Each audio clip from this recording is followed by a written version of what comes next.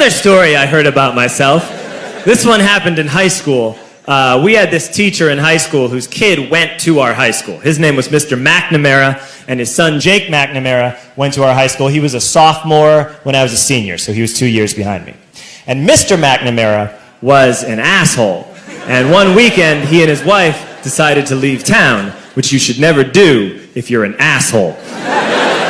And Jake McNamara decided to throw a party at the teacher's house. Hooray! And everyone around town heard about it, and we all got up individually and thought, okay, let's go over there and destroy the place. I walked into this party, everyone I had ever met was there, and everyone was drinking like it was the end of the world.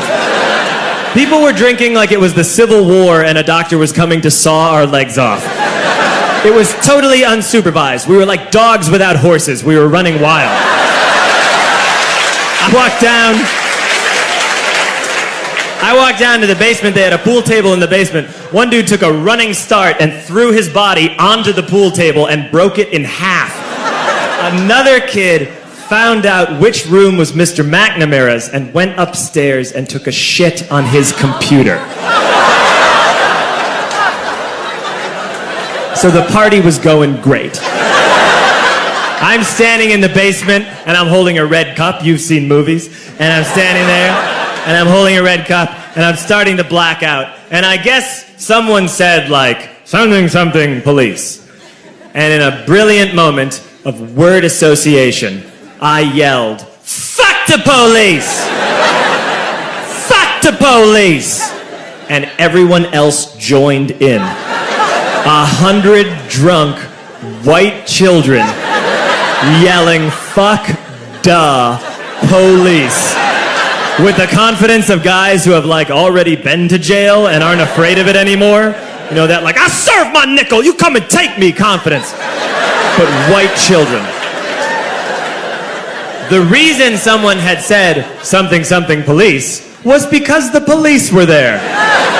So a Chicago police officer walked down the stairs and got to the bottom in the basement and looked out over a sea of drunk toddlers yelling, fuck the police, in his face. And he was almost impressed. He's like, wow. And then he leaned into his walkie-talkie and went, get the paddy wagon. And my friend John, who is now a father, this man now has a baby, he grabbed a 40, smashed it on the ground, and yelled, scatter! And everyone ran into different directions. We all ran in different directions. It was like that scene in Ratatouille when the humans come in the kitchen and all the rats go in different ways. We all ran in different directions. I ran into the laundry room and I jumped up on the washing machine and I crawled out through a window into the backyard, and now I'm running through the backyard and there was this big chain link fence and I thought, I've never climbed a fence that high before. And then I woke up at home.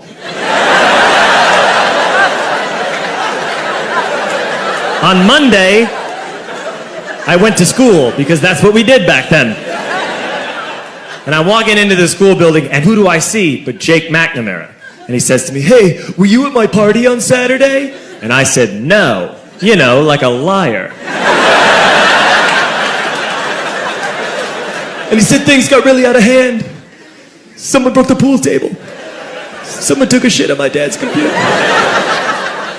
But the worst thing, he says, the worst thing is that someone stole these old antique photos of my grandmother, and my parents are freaking out about it. And I had that thought that only blackout drunks and Steve Urkel can have.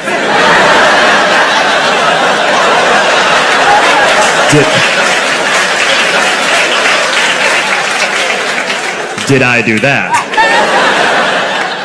I figured, no, I wouldn't have done that. But I was never sure until 2 years later. Relax. I'm playing video games with this kid named Alex that we also went to high school with. 2 years later, we've graduated by now. We're playing video games for a couple hours. And then Alex says to me, hey, come here, I want to show you something. And he takes me into his bedroom. And then he takes me into a side room off of his bedroom. Never a good thing to have. And he shows me a tiny room that is covered wall to wall in stolen antique photos from different people's parties over the years.